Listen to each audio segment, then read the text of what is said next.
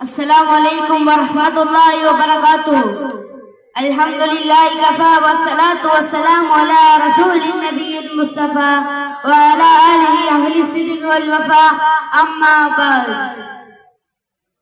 ബഹുമാന്യരായ ഉസ്താദ്മാർ, ശബ്ദം ശ്രവിക്കുന്ന കൂട്ടുകാരെ, അസ്സലാമു അലൈക്കും. പ്രകൃതിയും ഇസ്ലാമും എന്ന പ്രസക്തമായ വിഷയത്തിൽ അല്പം ചില ചിന്തകളാണ് ഞാൻ നിങ്ങളുടെ മുന്നിൽ അവതരിപ്പിക്കുന്നത്. പ്രിയരെ, പ്രകൃതിക്ഷോഭങ്ങളും ആഗോളതാപനവും ഒക്കെ മനുഷ്യൻ അനുദിനം വെല്ലുവിളി ഉയർത്തിക്കൊണ്ടിരിക്കുമ്പോൾ ഏതൊരു ആധുനിക സമസ്യകളിലും എന്ന പോലെ പരിസ്ഥിതി സ്നേഹത്തിന്റെ വിഷയത്തിലും ഇസ്ലാമിന്റെ തത്വാധിഷ്ഠിതമായ ശൈലിയിലേക്കാണ് ലോകം നടക്കുന്നത്. സസ്യലതാദികളും ജലവും ജന്തുജാലങ്ങളും അടങ്ങിയ നമ്മുടെ സുന്ദരമായ പരിസ്ഥിതി ഇന്ന് വളരെ അപകടകരമായ അവസ്ഥയിലാണ്. മനുഷ്യ മക്കൾ ചെയ്തു കൂട്ടിയ പ്രവർത്തനങ്ങളാൽ തന്നെ നമ്മുടെ മാതാവായ ഭൂമിക്ക് മരണമണി മുഴങ്ങുമ്പോൾ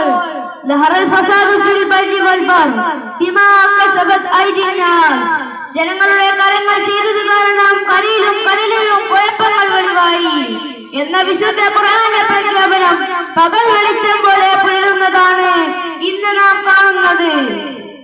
പരിസ്ഥിതിയിലെ ഓരോ സൂക്ഷ്മ വസ്തുക്കളെ കുറിച്ച് പോലും ഇസ്ലാം വ്യക്തവും സ്പഷ്ടവുമായ കാഴ്ചപ്പാടുകളാണ് വെച്ച് പുലർത്തുന്നത്. മനുഷ്യ സൃഷ്ടിപ്പിന്റെ ആദിമകാലം മുതൽക്ക് തന്നെ ഈ പരിസ്ഥിതി സ്നേഹത്തിന്റെ വെളിച്ചം നമുക്ക് കാണാൻ സാധിക്കുന്നതാണ്.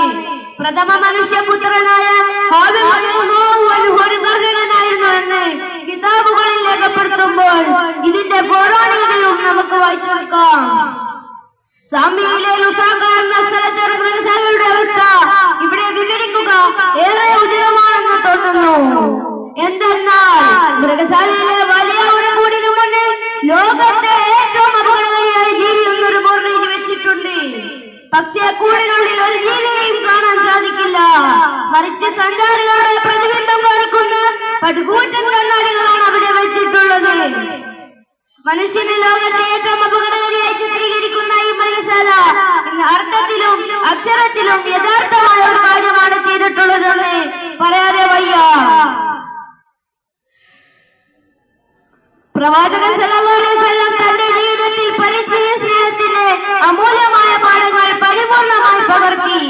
അതിനുശേഷം മാത്രം തന്നെ അനുചരന്മാരെ അതിന്റെ മേൽ പ്രേരിപ്പിക്കുകയും ചെയ്യുമ്പോഴാണ് റസൂൽ സല്ലല്ലാഹു അലൈഹി വസല്ലം തങ്ങൾ പരിസ്ഥിതി സ്നേഹത്തിന്റെ അതുല്യനായ നേതാവായി വാഴ്ത്തപ്പെടുന്നത്. മറ്റൊരു മതങ്ങളെക്കാളും ഇസ്ലാമിന്റെ പാരിസ്ഥിതിക കാഴ്ചപ്പാടുകൾക്ക് മൂല്യം കൽപ്പിക്കപ്പെടുന്നതും ഇതുകൊണ്ട് മാത്രമാണ്. യുദ്ധത്തിന് വേണ്ടി